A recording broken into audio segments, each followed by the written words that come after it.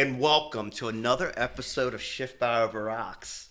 Today, we got a special guest. I like the way this one got set up. I have Michael Cotter of Motivate to Innovate. So welcome on.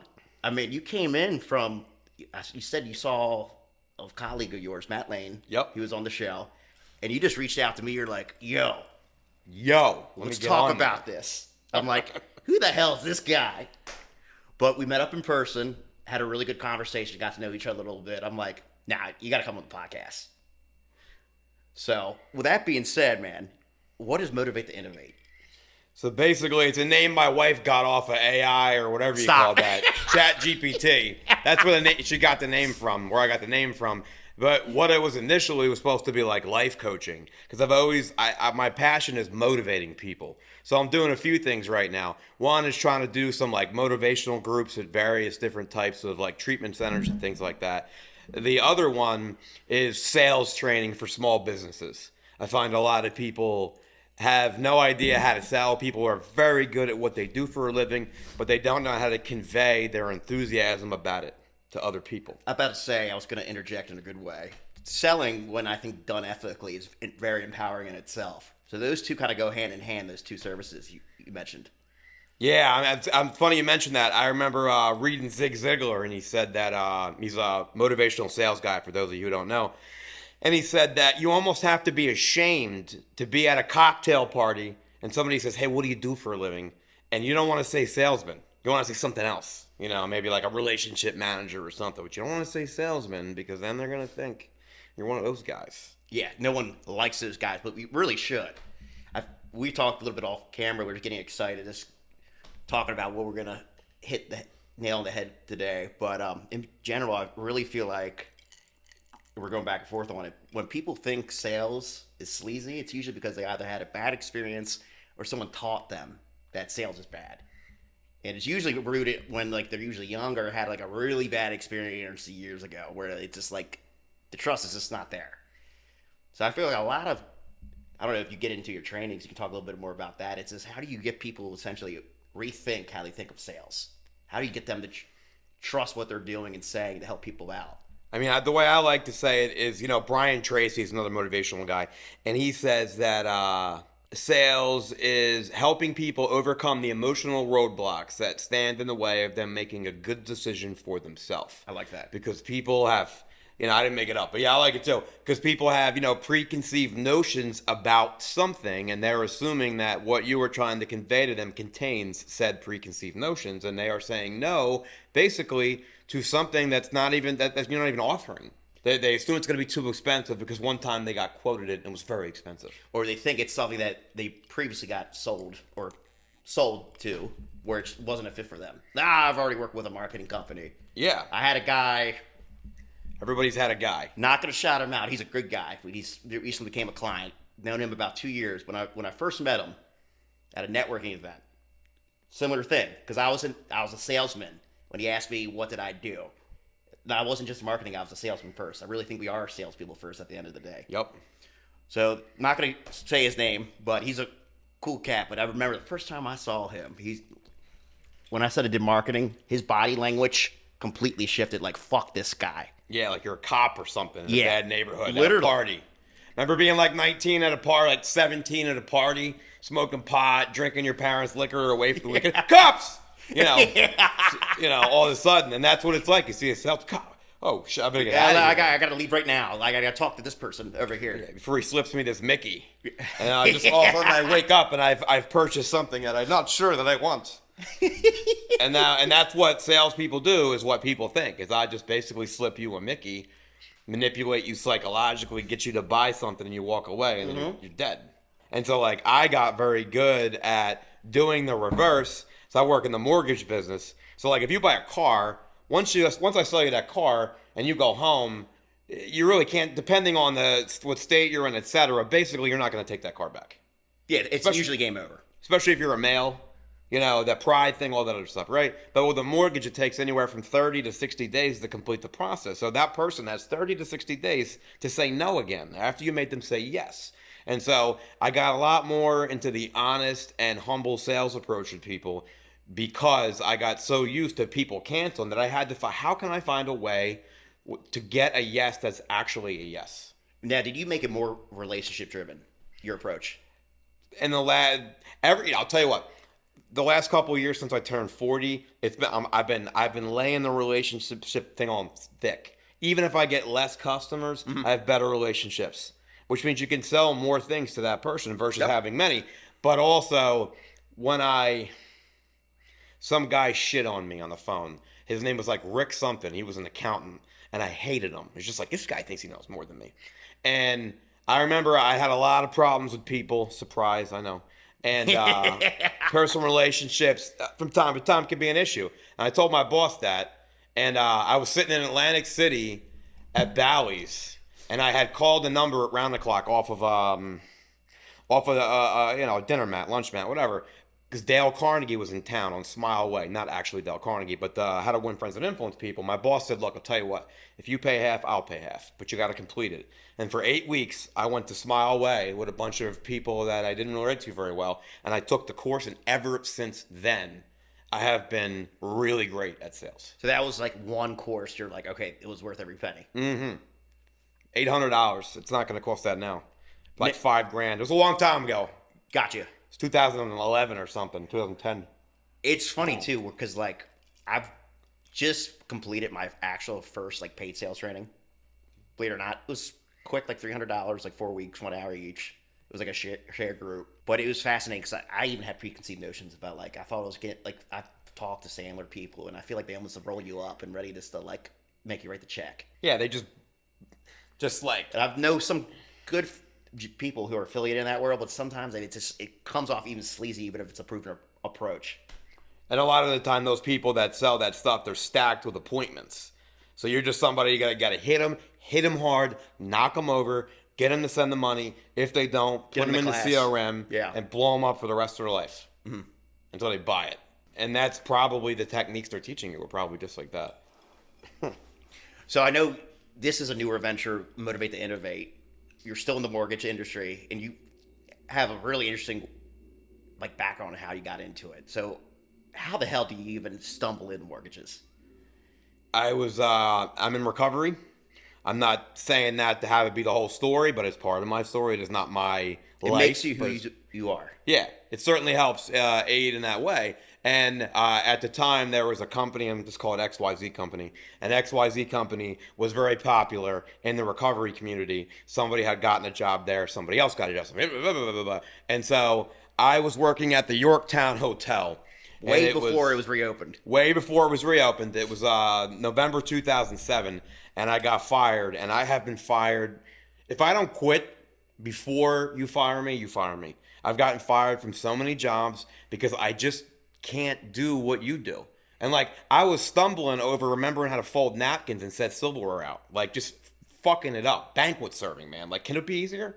And I remember walking out of there in tears with my last paycheck in my hand, thinking like, I have to tell my father, who's worked the same job for 40 years, that his son can't do what he does. And what a letdown I am. And I made a phone call to somebody. I was driving down Philadelphia over Broad Street. And I called this guy, Glenn, my original mentor, and said, are you hiring? He said, I would hire you in a heartbeat. He says he didn't say that. If you ask him today, he said that. Said that, yeah. I'm a very resentful person, and part of being resentful is you have to have a very good memory. Oh, no, you remember exactly. Like, you hear these NFL players when they get passed over in the draft. Like, I know the 11 wide receivers who were taken before me when I was picked 211. Yeah. They remember that stuff, you know? But I made that phone call, and I didn't know what I was doing. I had a 91 or a 92 Oldsmobile Trofeo with a bad wiring harness. And the gas float was broken, so I never knew how much gas I had. I never knew how fast I was going because the tachometer was dead. So you literally were running on empty? Running on empty. And I drove down there to have the interview, and they hired me. And it was the very first time in my entire life I said to myself, I am going to take every aspect of this training serious. And they put me in a big classroom, and there was like, I don't know, 20 people, something like that. Three tables, 5-6 people at each table, with 4 tables. And I just looked around, and I thought, I'll be gone long before these people will. I can't do this. Really? And in the end, there was 2 people left in me. Everybody else was gone, had gotten driven out. And I was still there. And I'm still there. You know what I mean? There's a book I like. I have it tattooed on me. It's, what does it say? I don't know where it's at. It says XYZ32. It's from a book where this guy talks about being in the stock market in the 30s, and and it crashes, and all his friends are talking about, there's people jumping from the towers of high finance and all this other stuff, and he said, I would not jump. And he said the ticker tape read XYZ32. It had been at 54 that morning, and he was ruined, and everybody was ruined. But he's not going to fucking leave. Jump. Yeah, now. So I don't leave. We're not fucking leaving. We're not fucking leaving! Take my watch off and throw it at him. So, yeah, I don't know. I had to throw that in there. I know you're big on your movies. I love movies. Definitely. But yeah, man. And I, from that day on, I just tried to do the best that I can do. And I excelled at it very well. That job is basically a combination of sales and soft skills. And you were coming from a world where you didn't really sell at all. It was a lot of like retail and yeah, I mean, hospitality. The job I was best at was probably Blockbuster Video. I missed those places. That place was great. I missed that place, man. I excelled at Blockbuster Video, but when they got me ready for the assistant manager position, I didn't get it. Perhaps it had something to do with like purple hair that I had and not showing up for work, Probably, but you never know. You turned out all right. The guy's dead now that hired me, so I can't ask him. Yeah. But let's go with yes. Yeah. Wait, that's selling it itself. When people ask her, hey, what do you recommend? I'm sure you got that all the time. And you probably, looking back on it, you probably didn't think it was selling. Because we're always selling ourselves. I didn't know until I didn't have a lot of money, and my mom controlled my money because I really shouldn't have been in control myself. And so I love movies, man. And I could get discounts when I buy them because they would buy them from the distributor, and I would get that price instead of the price that you got, right? And so it was like they had a gift card. This guy Tom came in to revolutionize the store. He was there for like 2 fucking minutes and then he was gone. Yeah. Real big shot, this guy was. But he came in there and he started a gift card contest. And I'm like, how can I win this thing? Yeah. And I was like, all right, you're buying $25 worth of stuff. You get $5 for free if you spend $25. Why don't you buy this gift card for $25, buy your stuff on that, and then you get the $5 for free. And whoever sold the most will win. And I won. Because it's not over until I win. How can I succeed? How can I win? And that's how I get here today. Not a lot of people have balls to reach out to a stranger on Facebook and say, yo, I want to meet you and talk about being on 2024's version of TV. I was about to say, like, we didn't know shit from Shinola. You just knew of Matt Lane. You were super cool about it. At first, I'm like, who the hell is this guy? Who's this cat? And then I'm like, you were like, yeah, I'm down to meet up in person. And like, I checked out one of your podcasts, like former like guest appearances. I'm like, oh no, this can be good. I'm like, let me meet him, see if he likes me too, or at least, we have some mutual ground where it's like, okay, cool, let's do it on camera. Let's do it on camera. And hey, over here, Paul. Jared Fetro is the GOAT. He really is. Man, that's why I paused for a second. I am proud of him. Mm-hmm. What he's been able to do. I've known him a little over maybe like a year and a half. I first talked to him last winter. We didn't do anything until end of last year together, marketing wise. But the way he's taken his business and like life, it's been like. He's so humble about it too, man. Like I've dealt with some of his competitors, and they're like, "Oh, yeah, fuck that dude," and this and that. Multiple people have told me that before I worked with them. I'm like, "No, I'm feeling this guy out." Yeah. But and then between these opinions that these folks have, and then his stature physically. And the haircut and shit like that. It's like, oh, this guy's got to be a fucking prick. And then I met with him. He's the most humble guy. He's a teddy bear in a nice way. So nice and helpful. And he sits and he listens and he soaks things up. And he's not better than anybody. And yeah, he does all the Randy Savage shit and all that, man. But dude, the guy's... Yeah. Oh, yeah. But yo, the guy's proud of himself. He should be. And he should be. He's been helpful to me. Good. He introduced me to Carmine and all these people. He's having me out to the networking events and getting me out of my comfort zone because up until about a year ago, I got to a point last year where I completely, utterly, spring of last year, 2023, lost my inspiration and lost my drive for personal improvement in general. Just lost. I don't want to kill myself or anything, but nothing like that. But I lost my drive and it was basically dead inside me. And 2 people woke it up inside me. My friend Jeremy Tolley from Keller Williams Real Estate. I know him. Yeah, he woke me up. I was watching this guy, and he was like I used to be. He was hungry for improvement. Fucking fire. And fucking fire. And then I went and I saw David Gatto from Future Solutions. That guy's something else. He's got an interesting story. Animal. And I watched him speak at Slaymaker Success Summit, and I said, if he can do it, I can do it. And both of those men woke me back up permanently, and I've been on fire since last year. And it just goes to show, man, like, even if the fire's out, it could always get going again. Like, nothing is ever over. Now, we all go through seasons in our life. We all experience different things, but, you're going to have periods where, you're going to have a lack of motivation or, a lack of growth. It's how do you remain positive and optimistic and keep doing the habits to, keep setting it up. I like that. I'm sorry. Oh, I was saying not the atomic habits now. Not the atomic the habits. old school habits. Not these bullshit books that are out now that everybody puts on a pedestal and just prays to every morning. Like, oh, the book said. It's borderline content like that. If you get something from it and you actually grow, more power to you. We're not maybe the audience then, you and I. But to me, some of the stuff's like almost like mental masturbation. You read it, you feel good, and you don't do anything about it. You don't do anything with it. And that's why it's so important to have a why. And it's got to be whatever it's got to be. You know what I mean? Like, because like money, I'm not trying to sound like, oh, money doesn't mean anything. Les Brown says that money's not the most important thing in life, but it's right up there with oxygen. But after a while, money and stuff are just not enough. And then you got to reframe it some other way. Maybe it's freedom. Maybe you want to prove to somebody who doubted you. Frank Sinatra said the best revenge is massive success. You got to find some way. I didn't know he was the one who coined that. Yeah, he did. Well, I mean, that's what he said. Whether he coined it or not, I don't know. But, like, you got to put it in a box. You got to find some way to reframe that so that it looks different than, hey, I want to have $100,000 in my 401k by next year. What does that mean? Yeah, it's almost a lack of emotion. There's a lot of emotion getting there, depending on where you're at in your career. But it's just like, really, at the end of the day, it's just a number. And what's kept me going in the mortgage business, which it has fallen. It's fucking brutal. Fuck off. It is brutal. What keeps me going is, honestly, seriously, man, the ability to say that I stayed. That is what keeps me going every single, not money. The money's going to come, man. You build relationships, you sell fucking clients, shit like that. I want to say that I'm here. That's what keeps me going, man. Contest, dude, the best I do is when there's a contest, man. I can be totally down and out. I'm super competitive, low-key. Never really played sports growing up, but I like to win and I like to help people if I can while doing it. Yeah, if you saw me naked, you would know I don't play sports either. You know what I mean? That's for behind the paywall for anyone who wants to pay $69.99. There you go, right there. $69.99. Make a check out to my wife.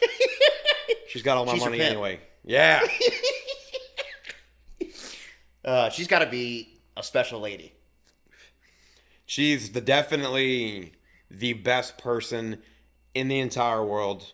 She is somebody who has taught me how to love things, how to be kind, how to be patient. She has taught me things that I could have never learned without her. And she has been a constant inspiration for me. And part of the reason why I'm sober is because she's sober too. She wouldn't mind me saying. And she showed me, I watched her do things and saw what they did for her in recovery. And I was like, if it can work for her, it can work for me. So my wife is my rock. She's my best friend, and I love her with all my heart. And I love you very much if you're watching, baby. So I know you're really diving into this world. You got this new fire. You have all this experience, good, bad, and ugly. You're bringing to people added perspective of where they might be at in their life, in their careers. So, let's say like if someone sat down with you, what's that first hour together? How do you dive in with them? I start first of all with explaining what sales really is. Let's get that out of the way before you think that it's something crazy. Let's get that right out of the way. That sales is about helping people define the benefits in your product, especially in like moving companies, for example. They're so popular now because it's so easy to open them and show you how to protect customers from what's out there, man. And I just dive right into it. And normally what I do is I have this little program, I have it typed up, and I start going through it, and I start getting passionate, and then I just like, fuck it. I just start going. Like, do this and do that. And here's what it's like. I'm big on analogies. Well, analogies, I think, allow individuals to identify with, like, what you're talking about. Or maybe they may have not made $350K in, like, sales commission in a year. But if you use analogy to show, like, I experienced this problem, or you may have experienced this problem, they can relate to that then. Yeah. It's like, and you just kind of tee it up that way. Well, this is how you do this. Yeah, it's just like being with when you're selling somebody, you got to kind of feel them out and see how you can push it. It's kind of like, being with being 16 years old and it's the very first time you're kissing a girl. And you got to see how far you can push it. And as you get older, you realize that you got to be a little smoother with it. But you see how far you can push it. So you just feel people out. Like, hey, what do you want to pay? Well, I don't really know. And you're just like, okay, well, we can't go with this one over here. Yeah, no, that's okay. What's the timeline where you want to get this delivered to you? Well, I don't really know. Okay, well, we gotta. So the hard close or nailing them down to a day or doing that. You want the Monday or the Tuesday instead of, you give them the two options, and you need to separate that stuff out. And okay, well, you got to feel them out. It's all psychology, man. It's all just all that. It's, if not half or more than half, it's at least half from my experience, sales. Yeah, dude, and the problem is that nobody thinks that because of things like snake oil salesman, man. Oh, hey, this will cure everything. Oh, you got a wart on your hand. Oh, your kid's guts are rotting out or something like that. Or, oh, there's no, this is like penicillin, and it's like nothing. It's water with some food coloring. And they try to sell it to every single person. Every single person. Where their, symptoms might be different of what's going on with them. And not everybody's a customer is the deal. And everybody, if you're a hammer, you said something like this earlier, but my friend Dustin said, when you're a hammer, everything looks like a nail. And you can't be a hammer. You got to have multiple tools. And so, I kind of look at what I do. I'm not an expert by any means. I feel as though I'm very good at what I do. Am I going to train Microsoft? I mean, no, mostly because they're not working right now. But even if they were working right now. My email was down the other day. What these fucking people, we're so dependent on that shit, Jesus. But, I look at it like that toolkit. I remember Christmas Boutique. I was in first grade in Jefferson Elementary School, and they had Christmas Boutique, and your parents would give you like $10, $20, and you'd go and spend. Yeah, and you go and you buy these little presents out of this little shop, and you'd always get your dad the little toolkit, and it's something like maybe you'll do something with it once, but who knows? And that's what I look at it like, man. I'm giving you a little hammer that you're probably not going to be framing with this hammer. Well, you can use it for multiple ways. But you can use it for a few things. Yeah. Here's a little screw gun. It's probably going to die. It's not exactly an impact drill. You're not going to be throwing, bolts in the front of your house. But, I just give people a little toolkit. That's all. And it doesn't cost a lot of money, and it's not a lot of time. And it gives people, all it is an edge. What I guarantee is 2 sales. Sale number 1 is the sale that you get when you walk away from the table and you're excited. Wow, I want to try some of this stuff. It seems very effective. You're going to get a sale. Sale number 2, 6 months from now, you're going to be having trouble with a prospect, with the person that you're trying to and you come back to it. And then all of a sudden, you're going to say something. Come back to the toolkit. Come back to the toolkit. At that point. Yeah. They get a nugget. It's going to be like divine inspiration, because we all have this cloud that everything is downloaded on, or uploaded to, rather. And one day, something's going to get downloaded, and you're going to say it, and you're like, where did I hear that at? That's right, the toolkit. So that's your second sale. So I guarantee 2 sales. I don't guarantee any more than that. I can't guarantee any more than that. Because what you do and even what I do to an extent, Michael, it's like there's an accountability factor you need from your other party, the customer or client, to take action. Yeah. We do a lot of implementation services, which is more on us. But at the end of the day, we're marketing for your business. You got to sell. At the end of the day, you got to close the lead coming in. Yeah. Answer the Facebook message. Got to do that. Follow up, man, is key. People just, they treat a lead like a used prophylactic. Yeah. It's Marty might have to put the definition of that below the screen. Well, I didn't know if I could say the other stuff. Oh, you can say it. It's like a used rubber. They just snap it off, and that's it. It's done. Throw it in the trash. You can't use it again. I suppose you could try, but it would be probably not great. You know what I mean? Might as well use saran wrap at that point. But that's how they treat a lead. All right, the guy said no, or the guy didn't answer. All right, it's and dead. Immediately done. Yeah. Yeah, and they're done. But you never know. Maybe they went with Paul, but then Paul dropped the ball. Maybe he got sick. Maybe you went to the hospital. Maybe you were a fly-by-night guy. I became an ordained minister, Yeah, right? And then all of a sudden... Actually am. I mean, it works with are you? I officiated somebody's wedding one time, but they had already been married, so technically I didn't need to do the little... So it was more like ceremonial. Correct. Cool. I think they did it because I kept telling this girl, stay away from this fucking guy. He is terrible for you. Mm-hmm. And I think part of the reason why she asked me was kind of a fuck you to me, but they got divorced. So I was like, I told you, man. But what was interesting about that was she married this guy in the backyard of a house that I helped her buy. I taught this girl a lot, and she made a lot of money, and she was able to buy that house. And I played a small part. Mm-hmm. She bought it cash too. She's a baller. It's funny when you say like just teaching people. I know we're going all over the place, but that's how I am. You get excited when you talk about it. Yeah. When you said Jared invited you to the networking events. Yep. 6 months ago he was not going to any of them. He was asking me about it. I'm like, dude, I go to buy local, do this, check it out. And all of a sudden, he was going more than me to these different events. I'm like, I love to see that, where he's breaking out of his shell. So the fact that he invited you and did something similar to kind of like break the ice for you, getting around people, is awesome. The way that kind of continued on.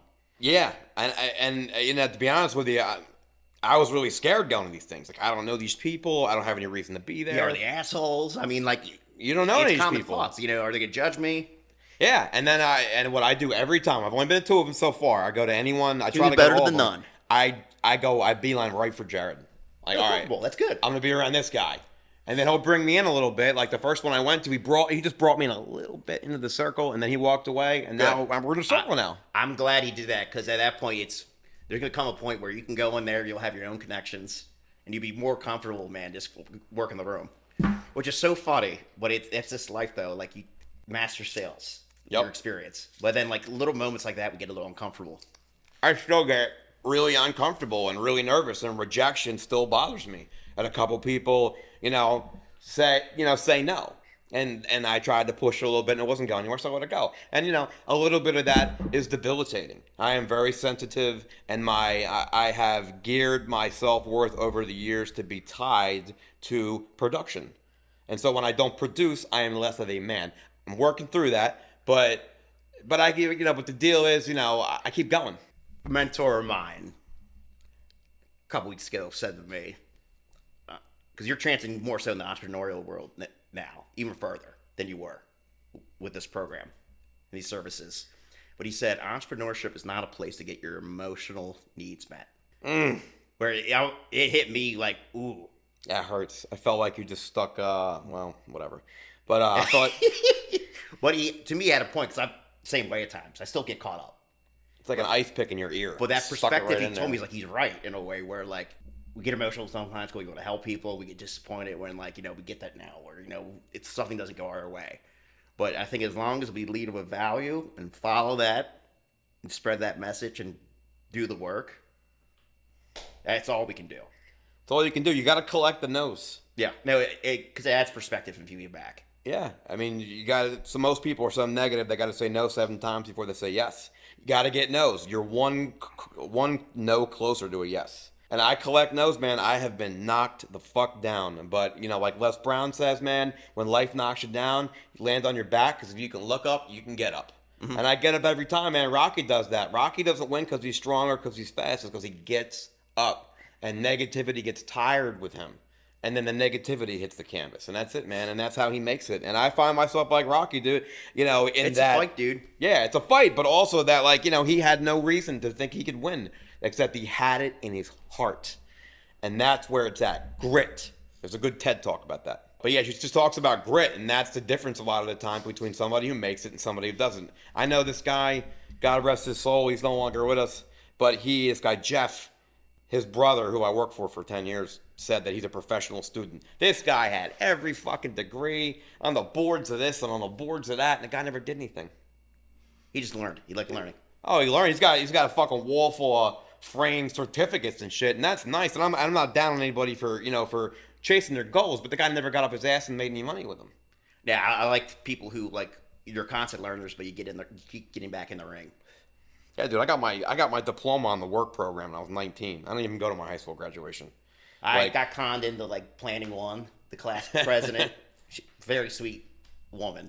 She's like, oh, because I was involved student council a little bit and shit. And she's like, hey, can you help me plan this? Real busy, changing jobs. Because I lived up there, she lived in DC. I'm like, yeah. And then it came in where I got dumped the whole thing. That's what happens. So I'm like, all right, we're having it at a local little bar and restaurant. Had it there. Everyone had a good time. Someone messaged me for our 10-year a couple years ago. And are you planning it? And me and my buddies do a craft feast every year. I'm like, yeah, it's on such and such date, June 5th. It's called Bushel Bash. And I opened my message and didn't respond. I'm like, I'm not planning another one like that. No. That's what AJ Soprano likes, event planning. In season 6, he talks about event planning. And Tony's like, what the hell is this shit? What is it? He says, what is it?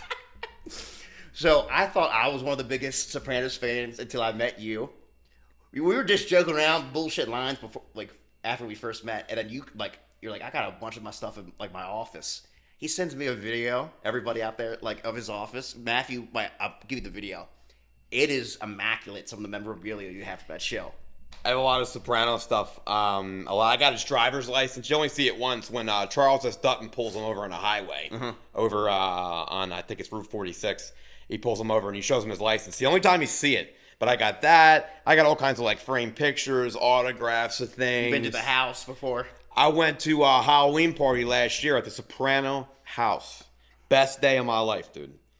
I mean, that shit was so much fun. And it was so many other like nerds and enthusiasts. Who and, were like, all there for the love of the show. Yeah. And I spent all day with these 2 or 3 guys. We would just say lines. And these guys know, like, everybody knows the what? No fucking duty now? It's like, okay, so you've seen the first episode. These guys were saying shit. You know, if I was a carpenter and you were a douchebag, like nobody knows what that is, but these guys know. Like I could say, if I was a carpenter, I was on this bus on the way home. I said, if I was a carpenter, and then everybody said, and you were a douchebag, like all in unison.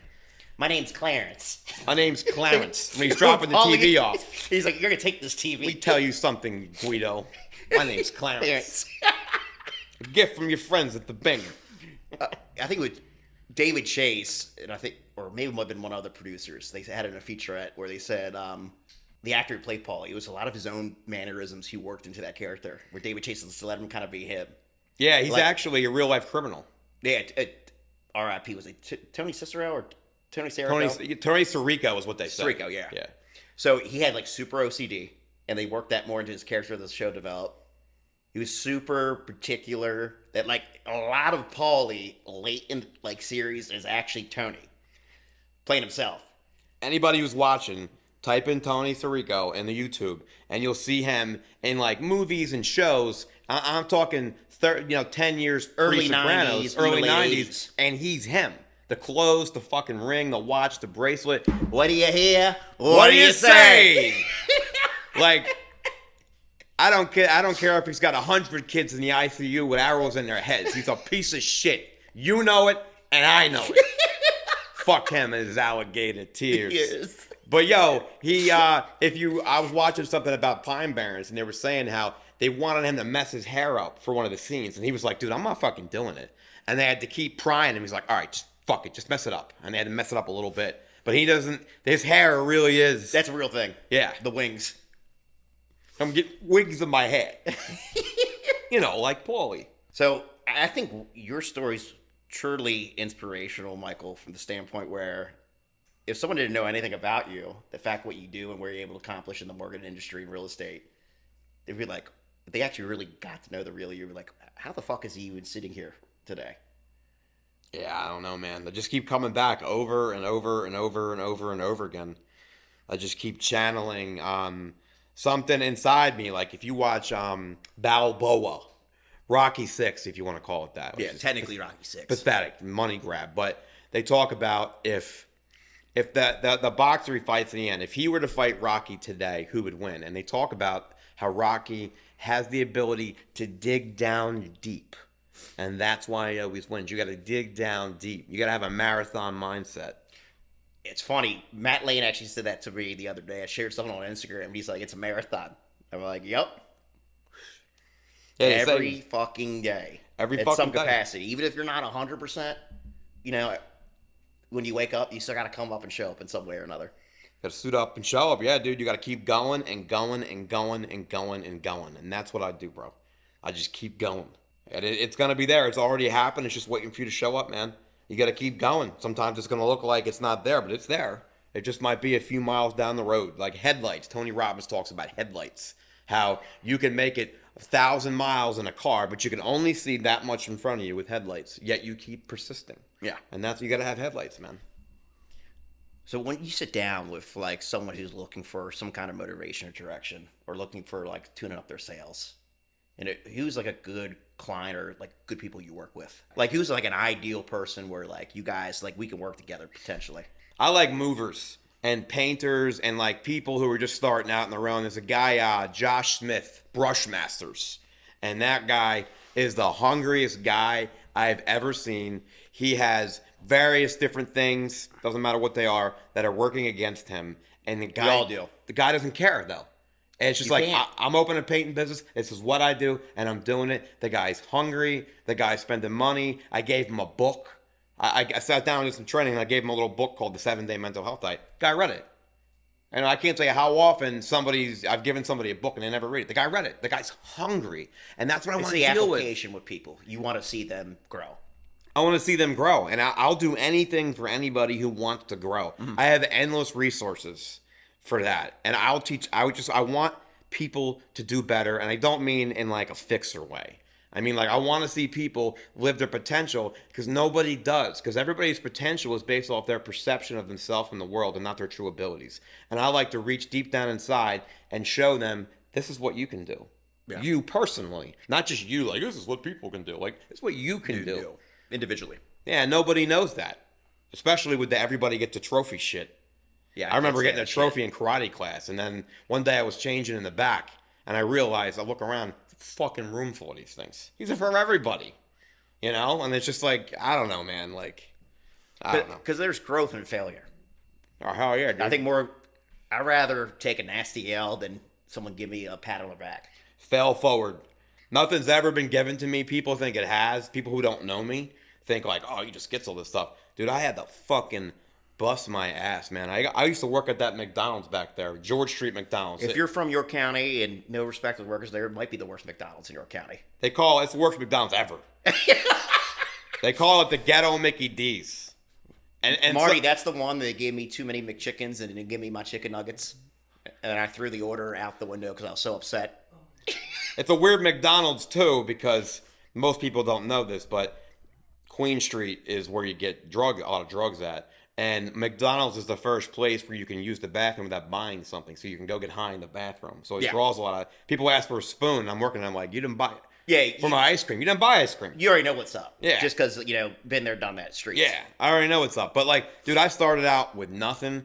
I was, when I first started in this business, in the mortgage business, I was living in this lady's apartment. I was paying her a few dollars a week. The lights were getting shut off. I remember she was struggling. She was struggling too, Jeanette. And we, when I ate dinner, I would go in the bathroom. There was no furniture, and I would have to sit on the toilet with the seat down, and as my chair, and the sink was my table, and I would eat my dinner at the sink on the toilet because there was no furniture. The lights were getting shut out. My next place after that, I was living in somebody's attic for 30 days, freezing cold, and I just knew that like there is no way that I will not make this work. Yeah, I'm not going back further than this at this point. This is it. This is my opportunity, and I'm going to take it, and I fucking took it. And a lot of people have been offered it and not took it. And I held on to it. And unfortunately, up until last year, it was who I was.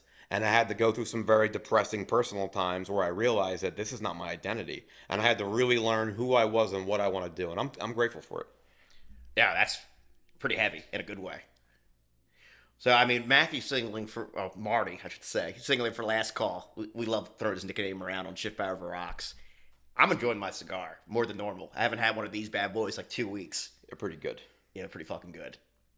They're heavy. Yeah, definitely. I mean, they're all kind of like that. They're a meal.